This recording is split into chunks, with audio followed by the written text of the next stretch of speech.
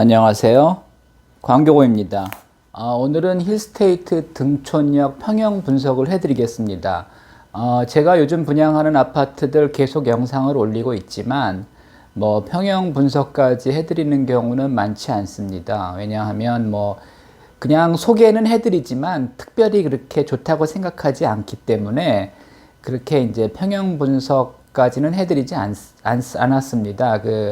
서울원 아이파크 같은 경우에 하여튼 GTX 역세권이라서 좋은 점은 있지만 저는 일단은 서울의 웬만한 지역은 다 살아봤습니다. 은평구, 서대문구 살아봤고요. 용산, 마포 쪽에 오래 살았고 관악구에도 살았었고 강남구에도 살았었습니다. 근데 이제 서울 동북 쪽에선 사실 살아본 적이 없습니다. 물론 이제 어렸을 때 청량리역을 자주 왔다 갔다 하긴 했는데 하여튼 동북 쪽은 이제 살아본 적이 없습니다. 근데 하여튼 그쪽이 하여튼 그렇게 썩 좋지는 않습니다. 하여튼 서울은 일단 현재는 강남이 좋고요.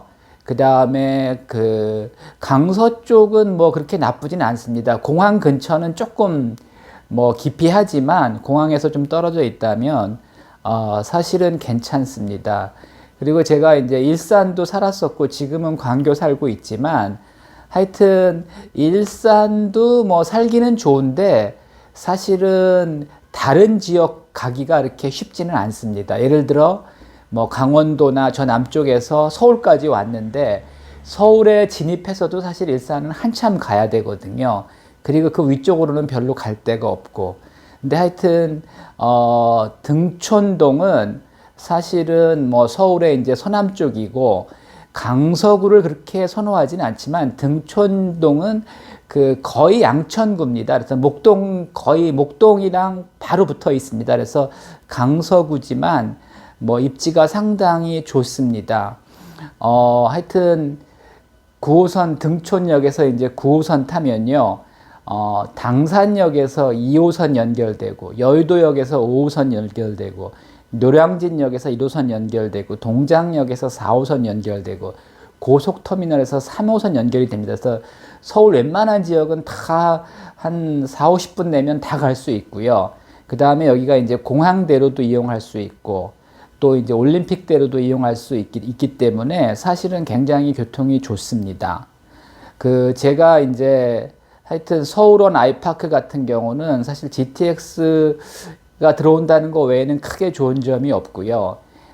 창경궁 롯데캐슬 같은 경우는 도심이지만 사실은 자동차 이용하기는 되게 힘듭니다. 너무 차가 많이 막히는 지역이기 때문에. 그리고 하여튼 다른 지하철 역세권이 아니라면 사실은 좀 이렇게 이동하기가 쉽지는 않습니다. 근데 여기는 하여튼 서울의 웬만한 지역 다 접근하기 좋고요. 김포공항 가기도 좋고 인천공항 가기도 수월합니다. 하여튼 총 543세대 중에서 274세대를 이제 분양을 하는데요. 이제 평형 분석을 해보면 5구제곱미터 A가 89세대입니다. 재개발 재건축은 제가 항상 저층이 너무 많다.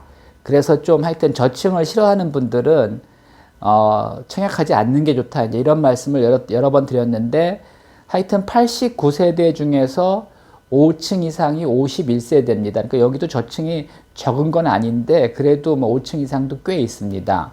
3베이 3룸 구조고요. 이제 판상형입니다. 그다음에 이제 5구제곱미터 B는 14세대인데 5층 이상이 6세대입니다. 그러니까 저층이 많다는 거고요. 여기는 이제 4베이 3룸이죠. 근데 이제 탑상형입니다. 그래서 또 탑상형 싫어하시는 분들은 청약하실 필요 없고요. 84제곱미터 이제 A는 89세대인데 5층 이상은 한 세대밖에 없습니다. 나머지는 다 저층입니다. 그래서 저는 사실은 구조는 좋은데 84A가 저는 사실 저층을 그렇게 좋아하지는 않습니다. 그래서 3베이 3룸 판상형인데 굳이 84를 청약할 필요는 없지 않나 이렇게 생각을 하고요.